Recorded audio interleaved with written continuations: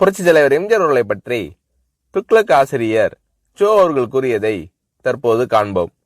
அரசியலை தவிர்த்து பார்த்தால் கூட எம்ஜிஆர் அவர்களுக்கு இருக்கும் பாப்புலாரிட்டி இந்தியாவிலேயே வேறு எந்த திரைப்பட நடிகர்களுக்கும் இருக்க முடியாது. திரையுலகில் எம்ஜிஆர் அவர்களோடு எனக்கு ஏற்பட்ட அனுபவங்கள் பல. அவற்றில் ஒரு சிலவற்றை பற்றி மட்டும் எழுதுகிறேன். துக்ளக் பத்திரிகை ஆரம்பிப்பதற்கு ஓரிரு வருடங்களுக்கு முன்னால் ஜெய்ப்பூரில் அடிமை பெண் படப்பிடிப்பு நடந்து கொண்டிருந்தது. பல நடிகர்கள், டெக்னீஷியன்கள் சுமார் 15 நாட்கள் அங்கே தங்கியிருந்தோம். ஒவ்வொருவரையும் எம்ஜிஆர் அவர்கள் அக்கறையுடன் கவனித்துக் கொண்டது போல் வேறு எந்த தயாரிப்பாளரும் தன் படம் சம்பந்தப்பட்ட எவரையும் கவனித்துக் கொள்வாரா என்பது சந்தேகம்தான். தங்கும் வசதி, சாப்பாடு எல்லாம் ஒவ்வொருவருக்கும் திருப்திகரமான முறையில் இருக்கிறதா இல்லையா என்பதை அவ்வப்போது எம்ஜிஆர் அவர்களே நேரில் கவனித்துக் கொள்வார். படப்பிடிப்பின் போது ஒரு சில நாட்கள் கடும் வயிற்று வலியால் நான் அவதிப்பட்ட போது எம்ஜிஆர் அவர்கள் என்னிடம் காட்டிய பரிவு என்னால் மறக்க முடியாது. படப்பிடிப்பு தடைப்படுவதை பற்றி எம்ஜிஆர் அவர்கள் சற்றும் கவலைப்பட்டதாகவே தெரியவில்லை. அதே சமயத்தில் சென்னையில் ஒரு வழக்கை நடத்துவதற்காக நான் ஆஜராக வேண்டியிருந்ததால் உரிய நேரத்தில் என்னை அனுப்பி வைப்பதற்கும் எம்ஜிஆர் அவர்கள் எடுத்துக்கொண்ட சிரமம் கொஞ்சம் நஞ்சமல்ல. எனக்கு வயிற்று வலி குணமான பிறகு கூட என்னை படப்பிடிப்பிற்கு அழைக்காமல் என் நண்பர்களை அழைத்து உண்மையிலேயே அவருக்கு குணமாகிவிட்டதா, இல்லை ஷூட்டிங் தாமதமாகிறது என்ற காரணத்திற்காக குணமாகிவிட்டது என்று கூறுகிறாரா என்று விசாரித்து கொண்டார் எம்ஜிஆர் அவர்கள்.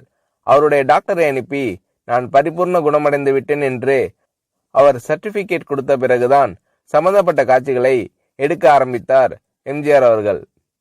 என் விஷயத்தில் மட்டும் இப்படி என்பதில்லை. எல்லா நடிகர்களுக்கும் டெக்னீஷியன்களுக்கும் ராஜ உபசாரம்தான். ஜெய்ப்பூரில் அடிமை பெண் படப்பிடிப்பு நடந்து கொண்டிருக்கும் போதுதான் அவருடைய 100வது படமான ஒளிவிளக்கு தமிழகத்தில் ரிலீஸ் ஆகிறது. நீங்கள் சென்னையில் இருந்தால் பெரிய விழாவாக நடத்திருக்கலாமே என்று நான் எம்ஜிஆர் அவர்களிடம் கேட்டேன். சிரித்துக்கொண்டு பேசாமல் இருந்து விட்டார் எம்ஜிஆர் அவர்கள். என்ன இருந்தாலும் ஒரு கதாநாயக நடிகருக்கு 100வது படம் என்பது ஒரு முக்கியமான மைல்கல். அதை இவர் எந்த விதத்திலும் கொண்டாடாமல் விட்டுவிடுகிறாரே என்ற எண்ணம் என் மனதை உறுத்தியது.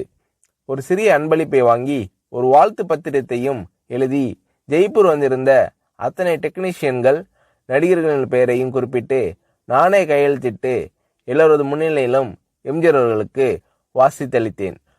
அதை வாங்கி கொண்ட எம்ஜிஆர் அவர்கள், என்ன இது, காகிதத்திலேயே 2 பக்கமும் எழுதிட்டீங்க, நான் இதை 2 பக்கமும் கண்ணாடி போட்டு ஃப்ரேம் போட்டு வச்சிக்க போறேன் என்று கூறினார். நான் செய்த சிறு காரியத்திற்கு எம்ஜிஆர் அவர்கள் தெரிவித்த நன்றி மனப்பூர்வமானதாக இருந்தது. ஒரு முறை ஷூட்டிங்கிற்காக ஒகேனக்கல் சென்றிருந்தோம். நான் போய் சேரும்போது எம்ஜிஆர் அவர்கள் அவுட்டோர் லொகேஷனில் இருந்தார். நானும் அந்த காட்சிகளுக்கு தேவை என்று என்னிடம் கூறினார்கள். மேக்கப் போட்டுக்கொண்டு நான் லொகேஷனுக்கு சென்றேன்.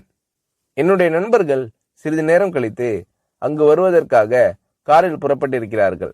இதற்குள் எம்ஜிஆர் அவர்கள் என்னிடம் லொகேஷனில் இடவசதி எல்லாம் சௌரியமாக இருக்கிறதா என்று கேட்டு தெரிந்து கொண்டார். அதன் பிறகு எம்ஜிஆர் அவர்கள் சம்பந்தப்பட்ட காட்சி முடிந்துவிடவே அவர் புறப்பட்டு போய்விட்டார். அவர் போகும் வழியில் என்னுடைய நண்பர்கள் காரில் எதிரே வந்து கொண்டிருந்திருக்கிறார்கள். அடையாளம் புரிந்து கொள்வாரா மாட்டாரா என்ற நினைப்பில் அவர்கள் எம்ஜிஆர் அவர்களை பார்த்தும் கூட பேசாமல் வண்டியை ஓட்டி கொண்டு வந்திருக்கிறார்கள்.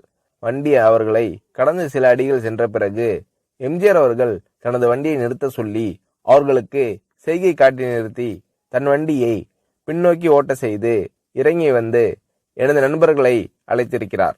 நீங்கள் எல்லாம் சோவின் நண்பர்கள் தானே, இடவசதி எப்படி இருக்கிறது, உங்களுக்கு போதுமா? சோவிடம் கேட்டால் அவர் எல்லாம் சரியாக இருக்கிறது என்று கூறி மழுப்பி விடுகிறார். ஏதாவது குறை இருந்தால் நீங்கள் சொல்லுங்கள் என்றெல்லாம் விசாரித்துவிட்டு அதன் பிறகுதான் மீண்டும் தன் வண்டியில் ஏறி புறப்பட்டு சென்றுள்ளார் எம்ஜிஆர் அவர்கள். மிக சாதாரண விஷயம் போல் தோன்றலாம், ஆனால் அந்த மாதிரி கேட்டிருக்க வேண்டிய அவசியமே எம்ஜிஆர் அவர்களுக்கு இல்லை. முகங்களை ஞாபகம் வைத்துக் கொள்வதில் எம்ஜிஆர் அவர்கள் வல்லவர். அதற்கு இன்னொரு உதாரணம். எம்ஜிஆர் அவர்களுடன் சத்யா ஸ்டுடியோவில் ஷூட்டிங்கில் கலந்து கொண்டிருந்தேன். என்னுடைய நண்பர் நீலு சில ஆண்டுகள் கல்கட்டாவில் தங்கிய பிறகு அன்றுதான் சென்னைக்கு திரும்பினார். என்னை பார்க்க சத்யா ஸ்டுடியோவிற்கு வந்தார். நான் அவரை எம்ஜிஆர் அவர்களுக்கு அறிமுகப்படுத்தி வைத்தேன். எனக்கு தெரியுமே, உங்கள் நாடகத்தில் இவர் நடித்ததை நான் தான் பார்த்திருக்கிறேனே என்றார் எம்ஜிஆர் அவர்கள். அதற்கு முன்தினம் எம்ஜிஆர் அவர்கள் எங்கள் நாடகத்திற்கு வந்திருந்தார். ஆனால் நீலுவோ அன்றுதான் கல்கட்டாவிலிருந்து திரும்பியிருந்தார். ஆகையால் நான் எம்ஜிஆர் அவர்களிடம் சொன்னேன், நேற்று நீங்கள் பார்த்த நாடகத்தில் அவர் நடிக்கவில்லை. கல்கட்டாவிலிருந்து இன்றுதான் சென்னைக்கே வந்திருக்கிறார் என்றேன். எம்ஜிஆர் அவர்கள் என்னை கேட்டார், நேற்று நடந்த நாடகத்தில் பார்த்தேன் என்று நான் சொன்னேனா?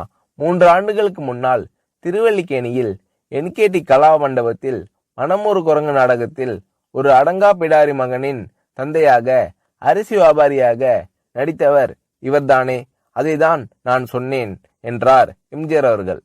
நானும் சரி, நிலுவும் சரி, இதை எதிர்பார்க்கவில்லை. இவ்வளவு ஞாபக சக்தியா என்று வியந்தோம். சினிமா நாடகங்கள், பொது நிகழ்ச்சிகள் என்று பல இடங்களில் பலரை சந்திக்கும் இந்த மனிதருக்கு இவ்வளவு கரெக்டா ஒரு முகத்தை ஞாபகத்தில் வைத்துக் கொள்ள முடிகிறதா என்று ஆச்சரியப்பட்டு போனோம். திரையுலகில் எம்ஜிஆர் அவர்களிடம் நான் கண்ட வேறொரு சிறப்பு, சினிமா டெக்னிக்குகளை அவர் கரைத்து குடித்திருந்த விதம். ஒரு நல்ல டைரக்டருக்கு வேண்டிய எல்லா தகுதிகளும் உடையவர் எம்ஜிஆர் அவர்கள் என்பதில் சந்தேகமே வேண்டாம். சண்டை காட்சிகளை படமாக்குவதில் வல்லவர் எம்ஜிஆர் அவர்கள் என்று கேள்விப்பட்டிருக்கிறேன். சில சமயங்களில் டைரக்ஷன் எம்ஜிஆர் என்று விளம்பரப்படுத்தப்படும் படங்களை பற்றி சிலர் வேறு யாரையாவது டைரக்ட் செய்ய சொல்லிவிட்டு அவர் தன் பெயரை போட்டுக் கொண்டிருப்பார் என்று கூற நான் கேள்விப்பட்டிருக்கிறேன். இது வெறும் பிதற்றல். இன்னும் சொல்ல போனால் பல சமயங்களில் எம்ஜிஆர் அவர்கள் படங்கள் வேறு டைரக்டரின் பெயரில் வெளிவரும்போது கூட அவற்றிலும் பல காட்சிகளை எம்ஜிஆர் அவர்களே டைரக்ட் செய்திருப்பார். இதுதான் உண்மை.